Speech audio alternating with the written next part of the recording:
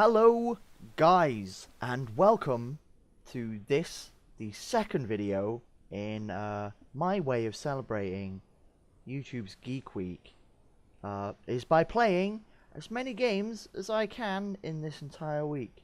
And last week, well, yesterday's actually, was Shadowrun Returns. Amazing game. I don't know if you can tell, but I was really excited about it. And today's game is the Kerbal Space Program, where we are currently situated right here. We can zoom in and out, and I wish we could see the flag. Oh, I did not know we could do that. Oh, but this is, can you see that little thing there? Right there. Camera Andy Space Program flag, and we have a little flag which once we get to where we're going you'll be able to see it. So this is a video where I wanted to show off how I get things into space. So let's jump straight in by designing our lander. So what we want to do is I want to have a lander can, because it's a nice small lander can, and it houses, I think it's one crew, and then on top of that we'll place this so that it looks, no, actually let's get rid of that one. That one doesn't look nice. Let's put this in here. And then this will be like the camper van of space holidays. So we have this now, which is where we're going to house our crew. So it's one crew. So there's going to be two crew. Let's see who's going to be on our crew. Jebediah Kerman and Bill Kerman. Two amazing Kermans. I'm not going to lie. So now that we got those guys, we're going to want to attach a mod that I have, MechJeb. I usually use this because I'm way too lazy to manually get Kerbals into space. Plus, I like to reduce the amount of risk of me doing something dumb. But right now, I'm only going to apply this so that we can see our delta V statistics. Now, basically, what a delta V is the amount of thrust that you can produce. Now, it takes... Now, I have to look at my statistics here. 4,500 meters a second delta V, atmos delta V, to get off Kerbal. So that means the total amount to get off the planet and then into a circular orbit is about 4,500 meters a second. So we need to make a rocket that is about that. So what I want to do first is I want to create a little rocket up on top here, just so that I can... Actually, you know what? I don't like this little can. It looks a bit naff, and, well, thing is... the Kerbal Space Program is a little weird about having two lander bits. So I like that design a bit better. That is much cooler to me. So now what we can do is we can attach a little propulsion to it. We don't want a big one, but I don't want it to be teeny tiny. That looks okay. And then we want to utilize some leggage. I'm going to put 4 legs on because I like to be safe, like so. So that should be sufficient amount of thrust anyway. So, oh, and we've lost our delta V thing here, so let's put this, we only want one. We'll put that on here like that. So we've got 1085 meters a second total atmos, which I think is enough to get off Moon. It is enough to get off Moon, and a little bit to get us back as well, which is excellent.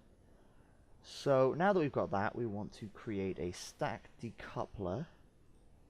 We want to stack decouple, poof, like that. Now that is what I call cool looking. Oh, and of course, I completely forgot, as of the latest release, you need to have solar panels on. So what we want to do is we're going to want to design this with an eye towards solar panels. Just around the outside a little bit. I mean, these aren't the best ones, but they'll give us a little bit to play with. Oh, and of course, when we land, we're going to want the Kerbal to come out. What am I playing at? I'm like, oh, when he lands, he's just going to stay there, isn't he? We're going to want him to come out, so we're going to want to make a little ladder for him. Poor guy. Who is going to be with us? It's going to be Jebediah. Jebediah, the madman Kerman. It's going to come and screw shit up. So, now we've got our little lander can. And we will call this the Never Gonna Get There. Awesome. Never gonna get there. Because I'm coming into this with full confidence. So what we want to do now is we want to create our first stage, which is going to be a little, I say little inverted commas, little stage here, where we are going to attempt to thrust for as little a time as possible, but with a lot of thrust here. So as you can see, we're already on 3,519 meters a second atmospheric delta V, which is quite nice because we're getting close to our thingy. And then what I want to do is, again, I want to decouple because this is going to be a 3-stage run. I'm probably going to end up playing around a lot with the design of the ship. So now let's put another 2 down here. And we're going to want thrust. 5,320 thing. 24. That's a good number. But if we're going to go to Mun, which is the nearest orbiting body, we are going to want to have maybe just a little bit extra thrust to be safe. So to get off the ground, let's design one to start with. I'm going to place one of these, which is a radial decoupler, which decouples us radially. And then we will put not solid fuel boosters, because if you look at the maximum power of a solid fuel booster, it's only 315, which is good, but if we get these little liquid fuel tanks, we will be able to burn them for longer because we'll have more fuel in them.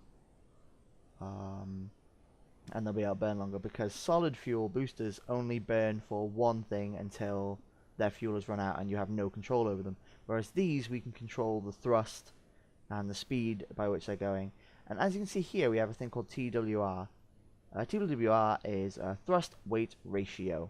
What that means is the amount of thrust that we're producing from this one engine and the amount of weight that we have added and divided and lots of math done, and I don't entirely understand which way it goes, only adds up to 0.16. That is a terrible TWR, because that means that's not going to get us anywhere.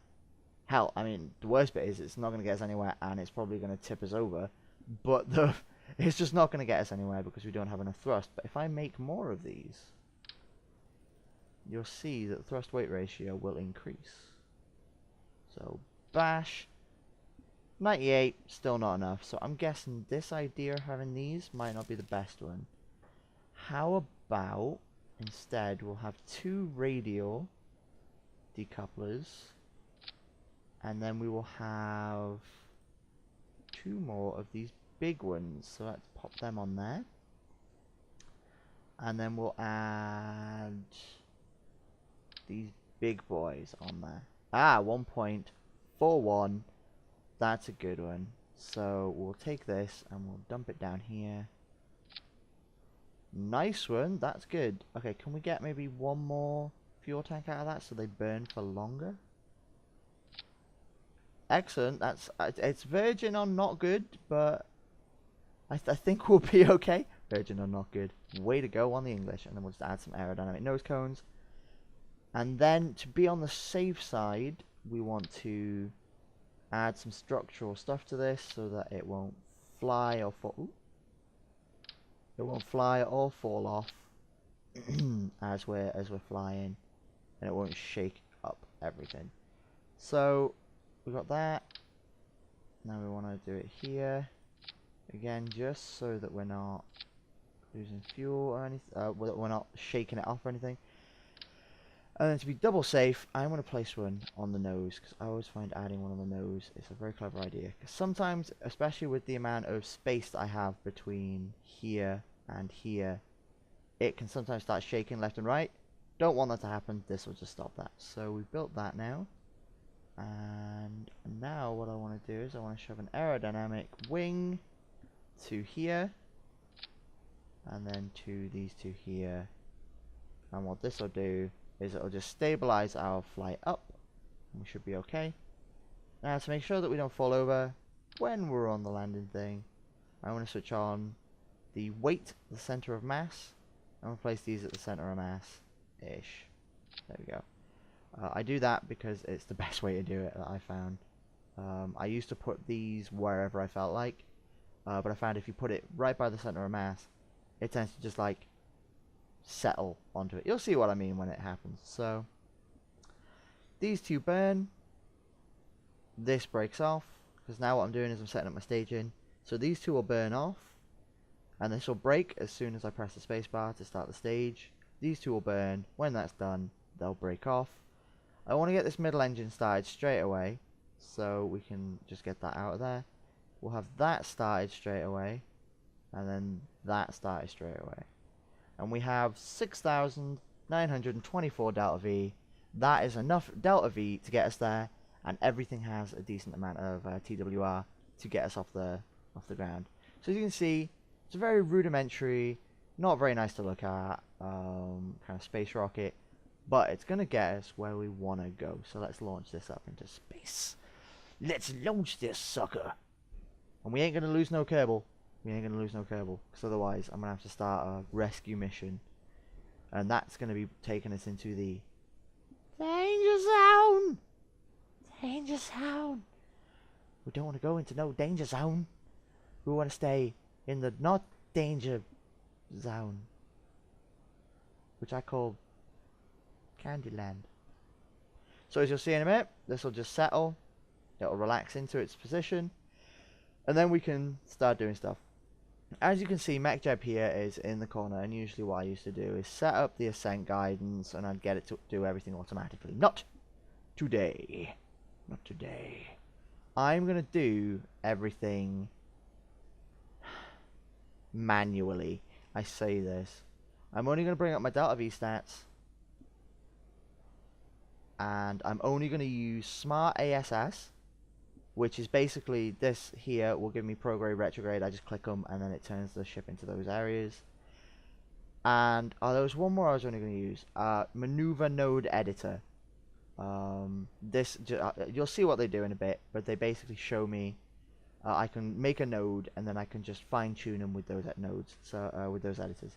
So let's jump straight in and let's fly a rocket, because you don't want to hear me jibber jabber on, and I'm sure Kerman here, Jebediah Kerman, getting a bit frustrated and a bit bored. So let's go. Boosh. See, because this is only a 1.06 at the time TWR, it's taking a lot longer for the thrust to kick in. So we're already turning. Sorry, I had to turn my stuff down. And let's check my resources. So the resources here, liquid fuel, it shows you all the liquid fuel. Oxidizer shows you all the oxidizer. And then electric charge shows you all of the electric charge and stuff that's using it, etc. So, oh boy, I forgot about overheating. You can tell that I've not... Oh wait, am I being controlled automatically by something? I am. I think I'll leave that on for now, purely because I completely forgot about it, and if that wasn't on, I would have died. Down here, as you can see the nav ball, this is the direction that we are currently heading. As you can see, I'm trying to guide it back roughly into the center so that we can be flying straight up rather than at a slight angle. Slight angle comes later. So we are going up, and what we want to do is once we hit about 5,000 meters, we want to go into what's known as a gravity turn. It's a fancy term for basically turning and allowing our ship to create a bit of an orbit as we're going up, so it saves fuel later on. Because what most people want to do is they want to launch directly up, and then when they get into space, they want to turn and start their orbit. Don't do that. Waste of fuel, waste of time. Do it now. So I'm at 5,000, but I've noticed that my liquid fuel is going down, and it's nearly empty. So I'm going to wait a little bit longer, just to allow it to empty out, and then I can break these off, go into my next burn, and start my gravity turn. So as you can see, just ease the gravity turn. Oh man, I am so bad at this. As you can see, I've not had much experience. Oh, okay, yep, excellent. I'm paying very close attention to the nav ball, trying to get it back to where it should be. There we go. So as you can see, I'm bringing it back up just so that it bounces on the 90. And I think my ship has just shook the top 3. I think that is exactly what's just happened. Yep, that's just what happened. So now what we've got to do is attempt to fix ourselves. This is terrible. This is why you should always do your research before you make a video about how do you fly a ship in Kerbal Space Program, Andy. This is how I always fly a ship. Something goes horribly, horribly wrong, and then I figure it out how to fix it. Purely by no, I'm spinning out. Spinning out, spinning out, I'm spinning out. Man, that did not go well. Right, what we got? The problem is up here. This shook free of everything else, and I don't know how to fix that. I've never known how to fix that one problem. Other than make the rocket smaller. Which actually, you know what? That could be the way. That could be the future. I mean, how much delta will be if I do that? Okay. One less stage, but it might be safer. Let's try one less stage. Might be safer. How is everyone? I am doing pretty okay. Slow start, slow burn. Want to start our SAS. How is everyone? I'm doing okay. Just got home today from a wedding. Went home for the weekend to go to a wedding. And it was nice. There was food and there was people. And people were eating the food. And I still have a bag of sweets, actually. Oh, can I have my bag of sweets? I don't know where we put it. Shoot. But we had a bag of sweets, and that's always good. They had like a little kind of buffet table, you could call it, of sweets, and I would just stood there and we were just like, just handful of this. We were eating sweets like apples, because we were just getting them, melting them down into apple shapes and just eating them. It was crazy. So I had that wedding. I brought back my my old Nintendo 64. And Ashley's brother was amazing. Like, I'm not even kidding. Like, he gave us like a 500 million games. And he gave us Legend of Zelda, Ocarina of Time. He gave us, am I okay? Yeah, I'm good. He gave us like Turok 1 and 2, Star Wars Pod Racer, GoldenEye. I mean, GoldenEye and Lilac Wars in its original packaging with a Rumble Pack.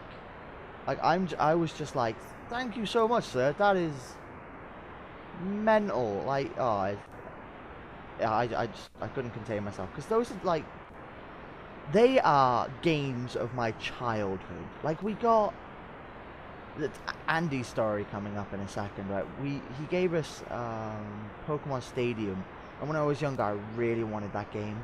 Like, I wanted that so bad that, like, I heard the a game station, or in America they're called GameStop, had it like in a display case and you could play it. So I would go down like all the time and just play it. And oh shit, I completely forgot to do, because I was telling you guys a story, forgot to do my gravity turn. Terrible. So I would go down to a game station, or in America, like I said, GameStop, and I would just play it like non-stop. I'd just be in there like till they pretty much closed, and I would just be playing it. And I never could get it because you had to have the little memory expansion, and my parents was like, they are too expensive. We're not gonna get them together. We're sorry, kind of thing. And I was just really heartbroken because I really wanted it. And then I had it, and like Ashley's brother just gave it to me, and I was just like, this is the best thing ever because now I actually get to play this thing from my childhood that I never had the chance to play. Um, but I was just really happy, and I was just like, oh my god. Am I actually gaining height? Yes, I am. Am I losing speed? No, I'm not. Weird. I felt like I was. It's because I'm probably going more sideways than anything. I should really. Oh boy. Oh boy. Oh boy. Oh boy. Spinning out of control. We are going to spin out of control. Everything was going so well. Tomorrow's game is actually going to be me and Ashley playing Mario Kart 64. I am so excited for that because that was another game from the childhood where I was just like, this is, I want to share this with somebody that I'm really close to that's never played it, because Ashley never played it. I know, shocking, right? Like, how can you go? Oh, I was like, as soon as we set it up and it becomes tomorrow, we are going to play this like that. So I'm forcing her to play it with me. Oh, Jesus. Okay, our orbit is now really nice. So let's coast. Have we got 10 power? Yeah, we got 10 power. So we want to coast now, just to thingy, and we want to find our apoapsis, and we just want to circularize. It's not going to be a great circularized orbit. That's fine by there. And then we want to find this little blip here that says like, this is where you're supposed to be pointing in order to complete this thing. So it was really great to go home. And then when I got back, some people were here, and we chilled out and just had like a couple of seconds chat because they were almost finished with their board game. They were playing Settlers of Catan, and they were almost finished with their board game. And oh my god, am I gonna turn? I'm gonna overturn this to shit. Why? I need SAS, RCS on this. Yeah, I do. I need RCS. Because I'm turning really slowly. It's because I've got a lot of weight in my ass, so I'm turning like really, really, really slow. Like, look at this slowness. Am I also not getting any power? I should be getting power. Not much, but like if I stop doing anything, it will start pumping up. But because I'm turning, and in the latest version, they've added that turning requires power. I mean, you can right click here and go toggle talk, and that stops it from draining power, but you are not able to turn for anything. So there we go. So in about 2 minutes odd, we should be able to do a burn. 6, 5, let's just burn. So now we're burning, we're going to circularize this orbit, and then from there we can figure out how to get a moon. Well, there we go, just over, but that's an okay orbit, not the best, it's okay.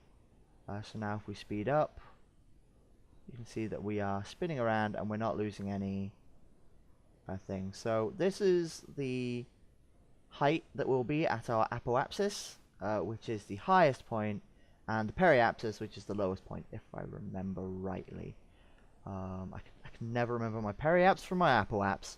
Ugh, it just makes me feel dumb. It just makes me feel so dumb.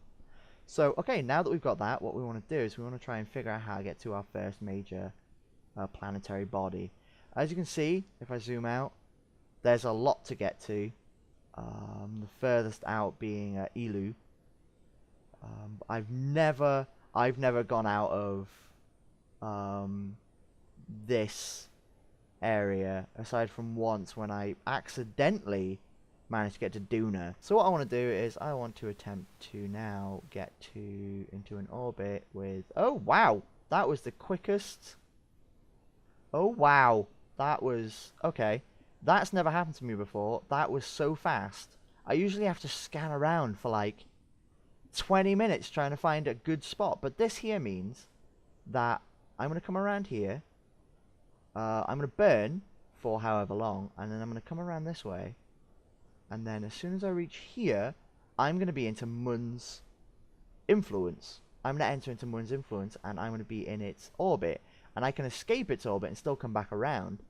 But what this basically means is that for this period of time, I will be close enough that if I want to circularize my orbit around Mun, that's where I want to do it. So this is excellent. Bash. 2, 1. Oh, frick. Ooh. 4 seconds. 3, 2, 1. Burning. Right, so now we need to burn for a little bit. But what I'll do is I'll pay attention to this and have my finger on the X button. Ooh, I'm not sure if we'll have enough fuel to land. So our Delta V is, our Atmos/Delta V is going like crazy. And we're still going to need to circularize our orbit around thingy. So we might need more fuel on the upper stage. We might need an extra stage actually. We might need that stage. But we'll see once we get up that way. Oh. I want to slow down my burn a little bit. Nice. Smooth. So now what we want to do. Well, now what we want to do is we really quickly just want to point ourselves in a direction that will slow us down. So we want to do a retrograde. We want to do a retrograde burn.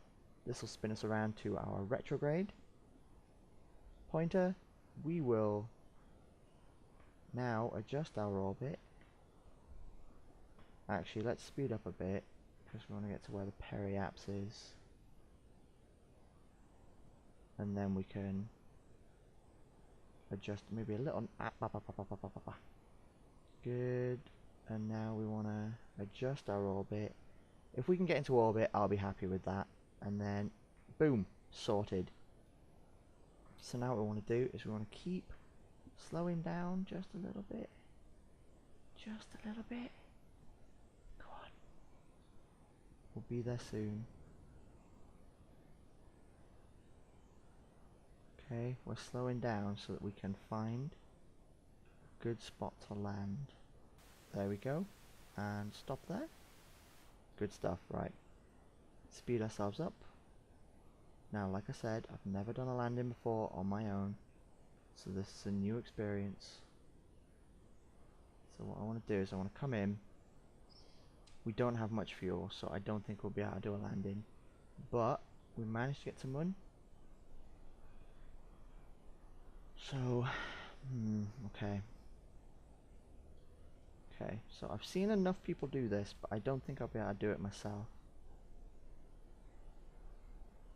I might be coming in a little too hot, so...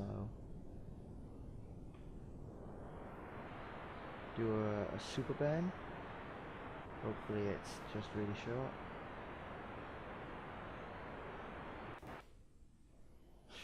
I don't think we've only got 8 total Delta V. Not enough to slow us down.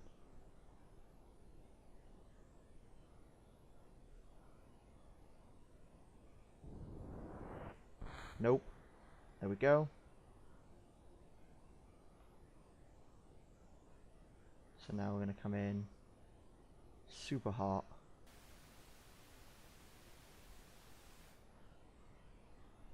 And here he goes. There we go, guys. The aptly named Nevagonnagetthere never made it. I've been Andy, you've been awesome. Thank you for watching.